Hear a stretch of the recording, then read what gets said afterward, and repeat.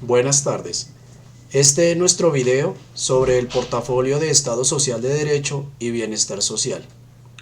Nuestro grupo está conformado por mis compañeras Jenny Paola Vargas López, Mayerly Elizabeth Vela Cáceres y Germán Camilo Rodríguez Morales.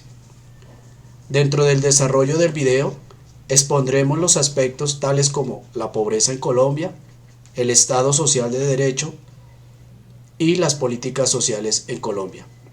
Esperamos que este material sea de su agrado. Muchas gracias. La situación de la pobreza monetaria en Colombia. En 1981, la economista Amartya Sen realizó una medición de la pobreza. Ella decía que la pobreza se puede medir directa e indirectamente. Directa cuando hay resultados de satisfacción, cuando no hay privatización de los sistemas de salud, educación, empleo, entre otros. E indirecta cuando se evalúa la capacidad de bienes y servicios que tienen los hogares. La pobreza monetaria el año pasado fue del 35.7% y la pobreza monetaria extrema fue del 9.6% total nacional según cifras del DANE. La situación de la pobreza multidimensional en nuestro país. El IPM, el Índice de Pobreza Multidimensional, es una medición de la pobreza que se realiza para ver las carencias que se enfrentan las personas pobres de nuestro país en sistemas como educación, salud, vivienda, entre otros. Esta fuente de información es la encuesta nacional de la calidad de vida. Tiene como objetivo obtener información para analizar y realizar comparaciones de las condiciones socioeconómicas en las cuales se enfrentan y a la vez hacer un seguimiento para implementar las políticas públicas.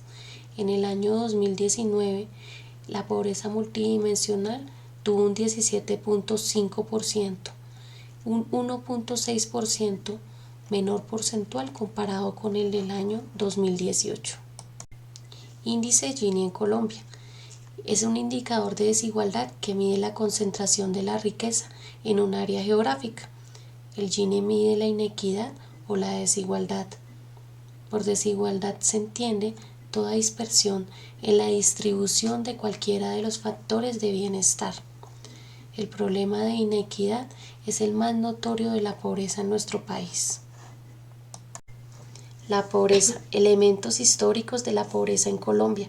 Algunos de estos elementos que se registran son la sobrepoblación y el proceso de urbanización en las principales ciudades a finales del siglo XIX y comienzos del siglo XX, la guerra civil a principios del siglo XX, el conflicto armado interno desde mediados del siglo XX que generó desplazamientos forzados, robos de tierras y pérdida de identidad cultural, la sobreexplotación laboral y los bajos salarios. Y por último, la corrupción en la clase dirigente, que hacía que los recursos destinados a las políticas públicas se perdieran. El Estado Social de Derecho es un modelo constitucional que busca brindar a los ciudadanos en condición de vulnerabilidad los derechos fundamentales sociales de igualdad, equidad, participación y justicia social, como lo señaló la Corte Constitucional en la sentencia SU 747 de 1998. Para contrarrestar las desigualdades sociales existentes y para ofrecerles a todos las oportunidades para desarrollar sus aptitudes y para superar los apremios materiales. El Congreso tiene la tarea de adoptar las medidas legislativas necesarias para construir un orden político, económico y social justo. El Estado y la sociedad en su conjunto, de conformidad con los principios de la dignidad humana y de la solidaridad, deben contribuir a garantizar a toda persona el mínimo vital para la existencia digna. El Estado Social de Derecho exige esforzarse en la construcción de las condiciones indispensables para asegurar a todos los habitantes del país una vida digna dentro de las posibilidades económicas que estén a su alcance. La congruencia o no entre los propósitos del Estado Social de Derecho y el alcance de las políticas sociales y económicas en cuanto al bienestar social integral de los ciudadanos colombianos. Primero, En lo conceptual, contienen una idea de empoderamiento, inclusión, horizontalidad, planeación y eficacia que realmente está muy lejos de observarse en su ejecución. De ahí que un gran número de estas políticas son resultado de actos administrativos y procesos tecnocráticos que no tienen claridad conceptual sobre qué es una política pública. Pareciera que lo único relevante es cumplir con las obligaciones jurídicas y con los compromisos políticos asignados o adquiridos en campaña. El segundo reto de las políticas públicas es que el gobierno delega una responsabilidad constitucional en agentes privados, pero no se tiene en cuenta la vinculación de las comunidades para que hagan parte del proceso de la creación de dichas políticas públicas. Corresponde más a un ejercicio donde se vende la idea de inclusión conjunta de las políticas entre las comunidades, el gobierno y grupos de interés ante las demandas insatisfechas. El tercer desafío que enfrentan las políticas públicas se dan las relaciones entre funcionarios, políticos y empresarios, donde los funcionarios necesitan a los políticos para alcanzar sus cargos y mantenerlos. Los políticos necesitan de los empresarios para que financien sus campañas. Y los empresarios necesitan de los políticos para crear leyes que beneficien a sus empresas.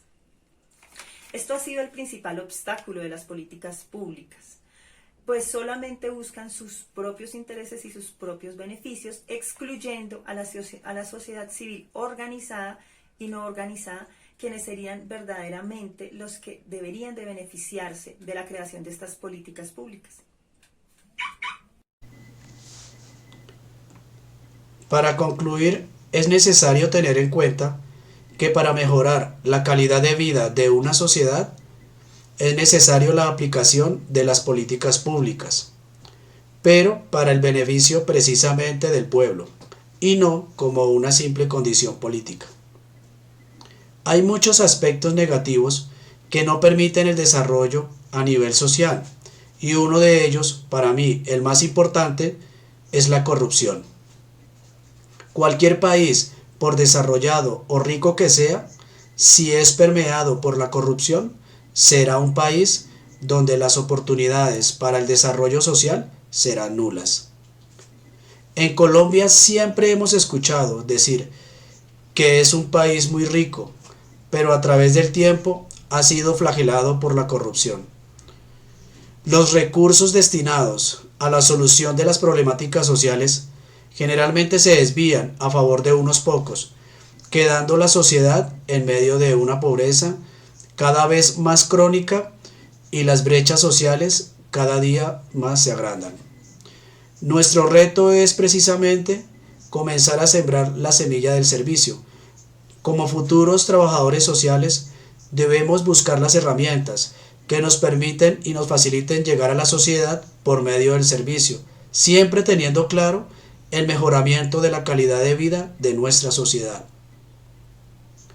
Nos queda un camino largo por recorrer y nuestro reto es precisamente tener como base el trabajo, el servicio por los demás, construyendo cada día la sociedad que anhelamos. Gracias.